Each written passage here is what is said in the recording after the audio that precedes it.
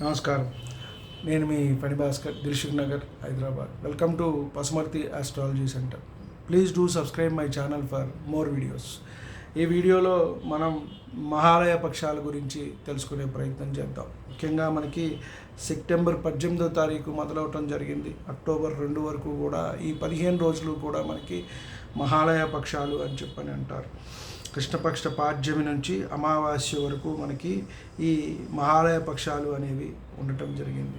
కాబట్టి యథావిధిగా ప్రతిరోజు కూడా వారికి తిలా తర్పణాలు అలాగే వదలటము, అలాగే పిండ ప్రదానాలు అనేవి చేయటం అనేది ఎంతైనా మంచిది. సో ఇలా మేము చేసుకోలేమండి, కొంత మాకు ప్రత్యామ్నాయం కావాలి అని అంటారు. నిత్యము గోసేవ చేసుకోవటం కూడా ఎంతైనా సరే మంచిది. కాబట్టి మీరు అవి ఎక్కడికి వెళ్ళలేము, అవన్నీ కార్యక్రమాలు మేము చేయలేము, ఎక్కడో మహారాష్ట్ర అంటున్నారు, కాశీ అంటున్నారు, లేదా త్రయంబకేశ్వరం అంటున్నారు, గోకర్ణం అంటున్నారు, అంత మాకు భాష రాదు ఇది అంటే గోసేవ చేసుకోవటం అనేది ఎంతైనా చెప్పదగ్గ సూచన. అలాగే మనం అది కూడా చేసుకోలేము, చేసేవారికి సహాయం చేయటం అనేది కూడా మనం చెప్పదగ్గ సూచన. ఎందువలన అంటే ముఖ్యంగా మనకి మన కుటుంబంలోనే మనకి తెలియకుండా అకాలంగా కొంతమంది చనిపోతూ ఉంటారు. మొన్నటి వచ్చిన కరోనా అనుకోండి, ఏదైనా యాక్సిడెంట్స్ అనుకోండి, భూకంపాలు అనుకోండి, ఇలా ఏవైనా సరే జరగచ్చు. లేదా వారికి అకారణంగా కొంత ఆరోగ్యం సహకరించక కానివ్వండి, మధ్య వయసులో 30-40 సంవత్సరాల్లో కొంతమంది, 10-20 సంవత్సరాల్లో కొంతమంది. మనకి ఆయుర్దాయ నిర్ణయం ఒక వీడియో చేసుకున్నప్పుడు మనం చెప్తాం దాని గురించి, పూర్ణాయుర్దాయం, మధ్యమాయుర్దాయం అని చెప్పని.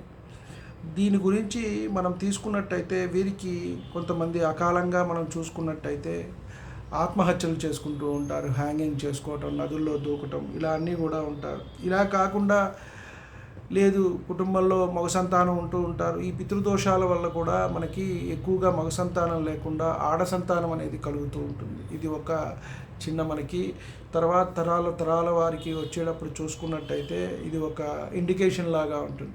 మనం చూసుకున్నట్టయితే చూడండి, ఆ కుటుంబాల్లో మగపిల్లలు ఉంటారు కానీ వారికి అభివృద్ధి అనేది ఉండదు.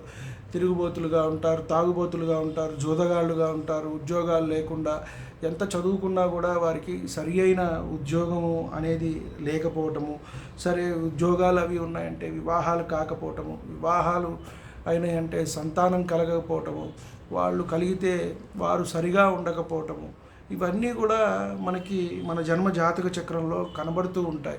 కాబట్టి ఇవన్నీ మనకి పితృదోషాలనే మనకి ప్రేరేపిస్తూ ఉంటాయి. ముఖ్యంగా మనం చూసుకున్నట్టయితే మన పూర్వజన్మ నుంచి మనం తెచ్చుకున్నదే ఈ జన్మ జాతకంలో మనకి కనబడుతూ ఉంటుంది. కాబట్టి ఇలాంటివన్నీ కూడా జరిగినప్పుడు మనం ఏం చేయాలి అని మనకి దిక్కు తోచినప్పుడు, కొంతమంది చూడండి ఎప్పుడు చూసినా అప్పుల బాధలో మునిగిపోతూ ఉంటారు.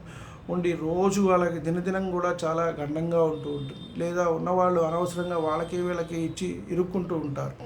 ఇవన్నీ కూడా ఏంటయ్యా అంటే వాళ్ళని సరిగా మనం పితృదేవతల ఆరాధన చేయకపోతే వాళ్ళు మనకి గుర్తు చేస్తూ ఉంటారు. ఇవే ఇండికేషన్స్ అని మనం చెప్పుకోవాలి. ముఖ్యంగా ఉన్నవాళ్ళు ఉన్నట్టుగా మనం ఏదైనా ఆరోగ్యం పాడైపోవటం, డబ్బులు పాడైపోవటం, ఎక్కడైనా ఎవరికైనా ఇచ్చి ఇరుక్కుపోవటం, ఇవన్నీ కూడా సక్రమంగా చేయకపోవటం. మీరు చేయకపోయినా పర్వాలేదు కానీ సక్రమంగా చేయకపోతే ఇబ్బంది వస్తుంది. కొంతమంది మనం చూస్తూ ఉంటాం, ఆర్థికం ఇవాళ పెడుతూనే ఉంటారు, ఆ రోజు రాత్రే వాళ్ళు మళ్ళీ మద్యపానం చేస్తూ ఉంటారు. ఇది చేసి ఉపయోగం ఏముంది? ఇప్పుడు 10 రోజులు మనం నిత్యకర్మ చేస్తున్నప్పుడు ఎంత శ్రద్ధగా చేయాలి అంటే అంత శ్రద్ధగా చేయాలి. అవి చేస్తూ కూడా రాత్రిపూట మద్యపానాన్ని సేకరించే వాళ్ళు ఉన్నారు. కాబట్టి దానివల్ల మనకప్పుడు ఆనందం ఉంటుంది. ఆ వయసు అలాంటిది, ఆ వయసులో మనకేమీ తెలియదు. సరే ఎవరి మీదో కోపమో లేదా ఎవరి మీదో పగో లేదంటే ఏదో ఆనందం వల్ల మత్తులో మనం చేస్తాం. కానీ నీదే జీవితం అయిపోయింది. నీ సంతానం పరిస్థితి ఏంటి, వాళ్ళ ఉద్యోగాల పరిస్థితి ఏంటి, వాళ్ళ పెళ్ళిళ్ళ పరిస్థితి ఏంటి, వాళ్ళ సంతానం పరిస్థితి ఏంటి, వాళ్ళ ఆరోగ్యాల పరిస్థితి ఏంటి, ఇవన్నీ ఆలోచించాం. వయసులో ఉన్నప్పుడు ఎప్పుడూ కూడా మనకి ఏమీ తెలియదు.